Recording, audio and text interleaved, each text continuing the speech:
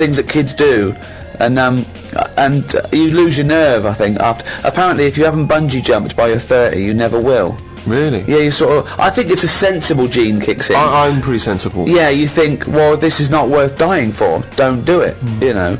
Yeah. But I think having glasses prevents me from doing a lot of things. No, seriously, because it's hard to be brave with glasses. Because if I stepped into the middle of a fight and there's people being bullied and I stepped in, my glasses come off. That's it. Now I'm just being bullied as well. But I'm also blind in this, so I'm just crawling. It's very hard to strike fear into your opponents when you're crawling around on the floor looking for your frames, going, don't tread lightly. That's 200 quid there. Oh God, I love that when you took up judo and you think you overheard the judo instructor say, just knock his glasses off. Just knock his glasses off. But who are you, Woody Allen? What are you doing in this scenario? Why are you stepping into the dojo wearing a pair of glasses? Well, how am I supposed to do judo without, where am I supposed to? Well, they come off immediately. But what am I supposed to do? Not do any form of martial art because of the glasses? I don't know. Actually, I haven't thought about that. Exactly. This is the problem, isn't it? People don't think that. You never see boxers with glasses. Well, of course you don't. Right, exactly. So I got no kind of athletic role models in that way, except Dennis Taylor. Oh God! A man with glasses. Me and my glasses. It's to tell you this. I could write a book on the difficulties of having glasses. But I suppose it's completely affected your life, hasn't it? Of course it has. Everything you do. Of course it has. Absolutely. Fashion. Yeah. Certain sport. Dancing, moshing, can't go in the mosh pit. Can't, I've always wanted to jump on the stage, take my shirt off and then jump back in, and everyone catches you, and they you sway along on top of everyone's hands. Can't do it. The glasses would come flying off. But how do you swim in the sea? I'd have to hand them to the singer and then do it. I went to I was in India recently. I went to Goa and I got myself a pair of prescription goggles. Could not believe my luck. It's revolutionised my swimming experience. All right. Goggles which have got the same lenses in as my glasses, so I can see all right. That's good. Went in there. Literally, and they're pricey as well. Went in the water, within seconds, giant wave had come over, and it was crazy. It was like Rio all over again. It ripped off both my trunks and the goggles. They went flying off my head. What? Now, I can only grab one of them. My trunks have never come off. Maybe once I've dived in, they come down a little bit. They came loose and they slipped down, thus revealing penis. Goggles came off. I reckon you're like shorts man. I think you've been doing it on purpose. You know how most swimmers... Tie your shorts up, Steve. No, I'm just going to see. But what if they come off? If they come off, then you might see something. You know how most swimming goggles would float? Yeah. My prescription is so dense that they just sunk straight to the bottom. If I should die, think only this of me, that there's some corner of a foreign field that is forever England. There shall be in that rich earth a richer dust concealed, a dust whom England bore, shaped, made aware, gave once her flowers to love, her ways to roam, a body of England's breathing English air, washed by the rivers, blessed by sons of home. And think this heart, all evil shed away, a pulse in the eternal mind no less, gives somewhere back the thoughts by England given, her sights and sounds, dreams happy as a day, and laughter learnt of friends and gentleness, in hearts at peace, under an English heaven. Rupert Brooke, The Soldier. What an amazing poem that is. Yeah. It's a shame you read it though.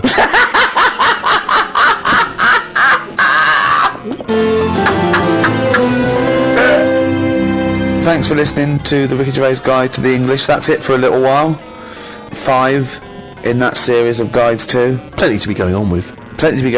There's also the rest of the back catalogue as well, and we might do the odd free one, but we'll be back soon anyway with maybe another series of guides too. Who knows, Carl?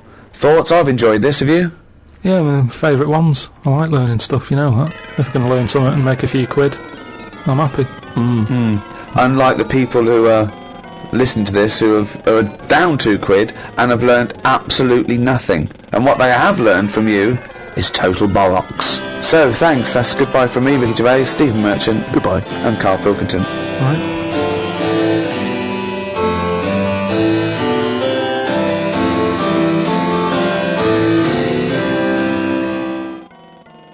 Hello and welcome to this free podcast and exclusive clip of the upcoming audiobook, The Ricky Gervais Guide to Society. We chat about a load of things, don't we? As always. We cover the entire gamut of everything you could put under the umbrella term society, and more. One thing we didn't talk about is specific demographics of society. One that is a concern for me, the teenager, Steve. What worries you about the teenagers? You're not buying into this tabloid scaremongering about hoodies and the like, are you? Don't buy into that, Rick, please, for God's sake.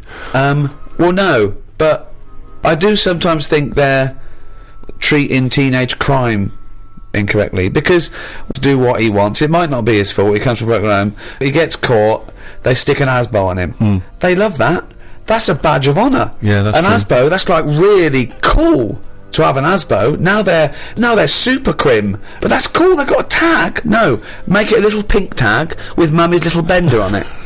Okay, then they won't be so cool, will they? Instead of going to prison and coming out with a tattoo, knowing like Fingers Mulligan now and being really cool, right, the coolest bloke in the pub. Now what they do is like, right, we're on television, a live Saturday night television, you have your trousers pulled down and spanked by John Barrowman. Yeah. How's that? They have to be part of the chorus line for Oliver.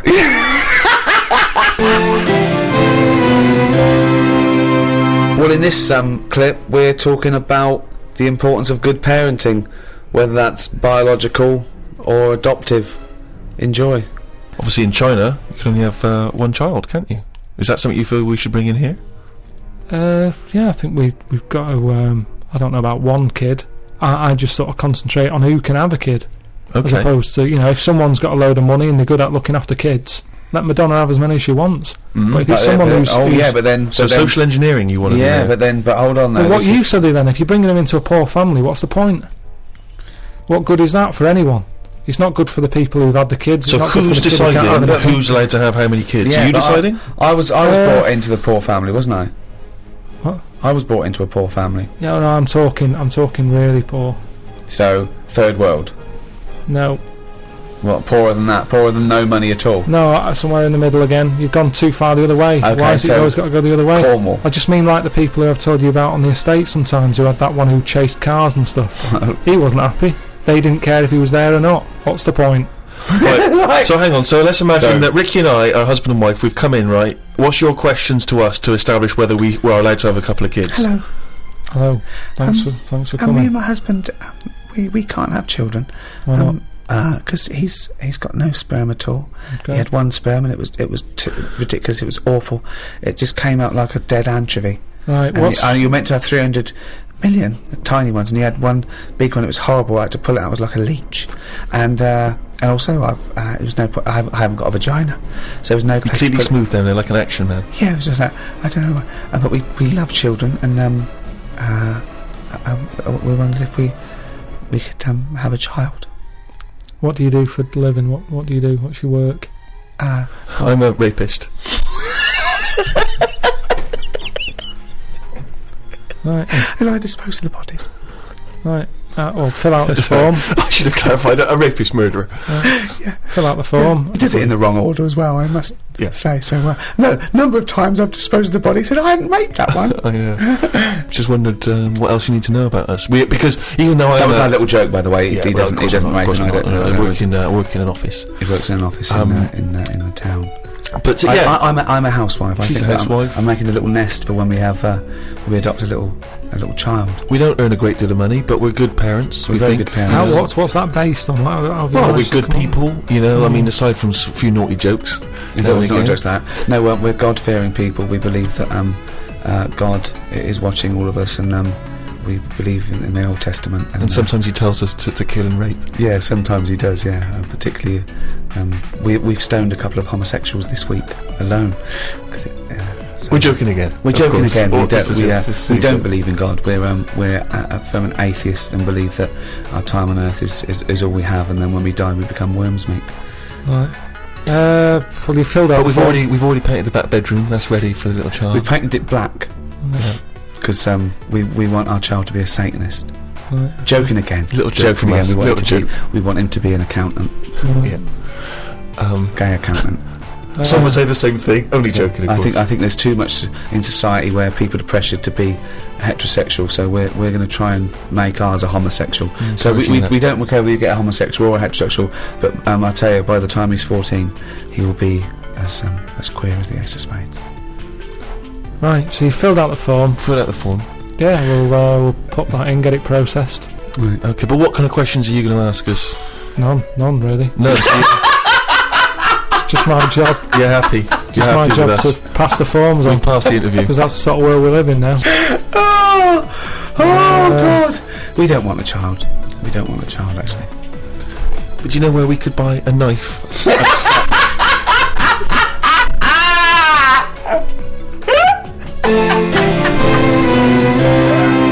So there's just a few minutes of drivel from the Ricky Gervais Guide to Society. You can get another 50 minutes of that standard chat. Yeah, I hope you all learned something. That's available from the 2nd of November. This is Audible.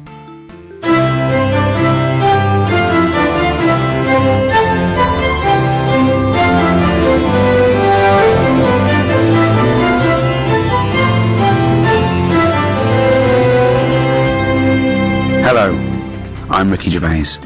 To some, society is a cage trapping and oppressing free-thinking individuals. But to others, society offers essential structure and regulation, preventing anarchy and the worst excesses of human behaviour. Each society has its own codes of conduct, ways of doing things. But who decides these social norms, and how are they governed? From the formative democracy of ancient Greece to the communist totalitarianism of Soviet Russia, history has shown us that there are as many forms of society as there are people to populate them. To discuss society and our place within it, I'm joined by Stephen Merchant, award-winning writer and graduate of the University of Warwick. Hello. And Carl Pilkington. You know the score, little round-headed twat. Right. In ancient Greece, every year 500 people would be selected from that Grecian society, and they would have to sit there that year, and they would propose laws, and everyone else would vote on them, and that was their obligation. They were obliged to be one of that 500, if they bit like jury duty, called up, and then they had to propose their ideas, and then the rest of the citizens voted on it. Now, if you're in that position, right, you're called up, what rules and laws are you instigating? You might go, right, I want an egalitarian society. I want slavery. I don't want any sort of oppression.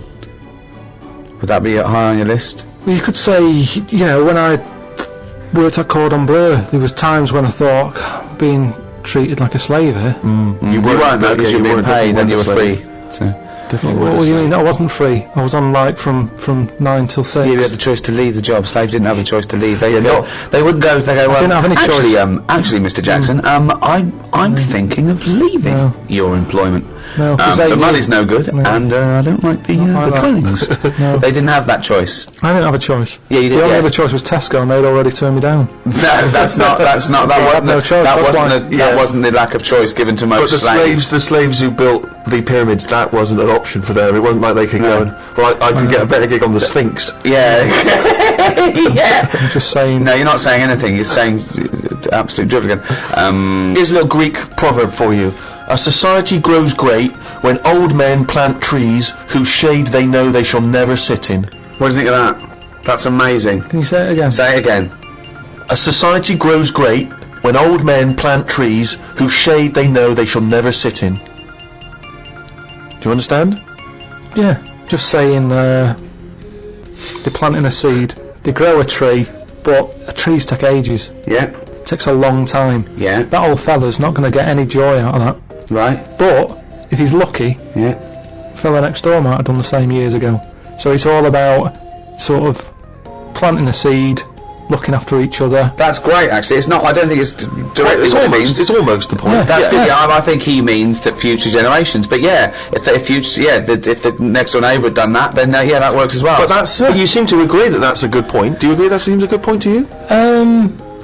But I'm sort of guessing he enjoyed gardening anyway. Part of the enjoyment was in planting that seed. we shouldn't have- It's the old metaphor problem again, isn't I know, it? yeah. It's not specifically about trees. You know, you plant the tree, as you say, and you may never see the beauty of or the benefit of that tree, but other people will. But as a metaphor, what he enjoyed is the fact that he's added to society and human life, and he's got a legacy and all that. But so. by the same time, when I went to Ibiza, right, now there they have motorbikes, people flying around on them, people don't wear helmets. You might even get 3 people on a moped.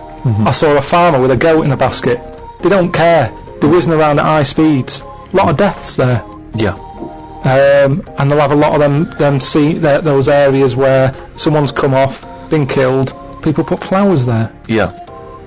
and because that happens a lot, it's a lovely green island. Now here, we're saying, You're saying what? that all the deaths make it nice because It there's makes it flowers. lovely. There's loads of flowers so everywhere. with death comes beauty. So that's another metaphor. You can have that one. That was one of the most tortuous things I've ever... That was extraordinary. But look at London. That was extraordinary, Carl. Right, Carl. Well, look at London. But Though. let's Let me know the finish my point. Let him finish his point. I'm intrigued. Right, London. Councillor with his clipboard, need a speed bump here, I saw someone doing 35. Put some traffic lights there and a pedestrian crossing. Pelican crossing there as well. And a speed camera. Right. Horrible and grey. No flowers. But you still see flowers left behind where people have died in terrible accidents. They're not You see very that all good the ones, time. it's stuck to a lamppost with elastic band round them. They don't look nice. He's knows the quality of flowers. Yeah, but the point is the one is Some 15-year-old got run down and you're disappointed at the quality of the flowers. Look at this, Suzanne. Fella lost his head here. Geraniums? Fella lost bloody head. That's so We have to funny you say that, encourage though. gun crime so that people will get shot in inner cities and then we can put flowers up and beautify the area. Is that No, what but you're if an saying? area's nicer to look in, nicer to be in, if it's nicer looking, you don't get people speeding around like lunatics. Because they go, I'm not in a rush, I'd quite like to slow down This there and is look so at the flowers. complicated. So now what you're saying is because an area is grey and gloomy, people speed around to get out of it. In the course of doing that, they knock people down, but then flowers are put up, which then makes the area beautiful, thus stopping people driving around at speed so death no longer occurs. Well, they keep getting out of their cars to put down flowers. And they get knocked down. Yeah. Other people on their way to put some flowers down. Yeah. Just sometimes people have to die, don't they? There was a fella outside our house who had a lamppost. He had a helmet on, but his head come off. You made me laugh at a man's head coming up because the way you said it. But that's the thing. he had a, oh God! There's a man outside in a house. He had a lamppost, he had a helmet on, but his head come off. So you're saying that because in that one instance, the helmet did not save his life. His head was in great condition.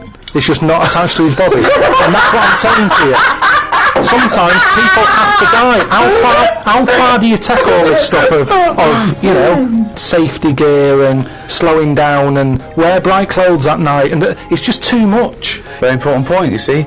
We give people crash helmets, we give them, you know, seat belts, we make them wear that, right? Do you think that's right for a start? Do you think someone should be made to wear a crash helmet? They're only hurting themselves. Crash helmet. I don't think you should get fined for not wearing one. But then if you come off a motorbike and you hurt your head and you didn't have a helmet on, then you can't sort of go, well, they should have had speed bumps here. I didn't realise we were going too fast. Don't forget, we're not just protecting him, he could be a father with 2 kids. So you're going, oh, let him, if he doesn't want to wear a crash helmet, let him get brain damage. Is that what you're saying? I'm just saying, we're over the top in this country. No, but when it so comes you're to that saying, sort of if you're thing. saying no, if he doesn't want to wear a crash helmet, let him not wear a crash helmet. He doesn't wear a crash helmet, he comes off his bike, he smacks his head in, he's a vegetable. He's like that, sitting at home like that. And yet the 2 little kids come to you, you're in charge, don't forget, we put you in charge of society here, and they come to you, 2 little kids, they go, President Pilkington, What? why did you let my daddy not wear the crash helmet? I didn't. We paid. We put leaflets through the door. We had adverts on the telly, sunshine. Yeah, but It's why? your dad's fault. But why wasn't it compulsory? Because he wanted. It's not the way we live in, Sonny. Now I haven't got a daddy. Has he got an helmet at all? Have you seen an helmet knocking about? No, he's a vegetable now. Yeah, he didn't want to wear a crash helmet, but why didn't you make him wear a crash helmet? It wasn't just him, it was us. Why did you turn my daddy into a vegetable? Where's your mum? Mum left when he Put you in a home. I just think, see, this is the problem. Everyone's looking for someone to blame. Yes, but this is interesting though because you were particularly callous to that little 4-year-old boy. He seemed so sweet and adorable. Yeah. But why wasn't he giving this stick to his dad? Well, his dad's a vegetable. His dad. He's good as dead to him. His dad went within the law. It was not the law to wear a crash helmet anymore because you said, forget it, I don't want a nanny state. I don't want, if you wear a crash helmet or not. He wasn't a responsible parent. He hadn't thought it through. But this is your job. Some people aren't responsible. Society keeps them on track. This was you were in charge. You should have made him wear a crash helmet. He had 2 kids. We've heard from one of the kids. What's the other one's attitude? Is he younger? a bit younger. Is he even younger still?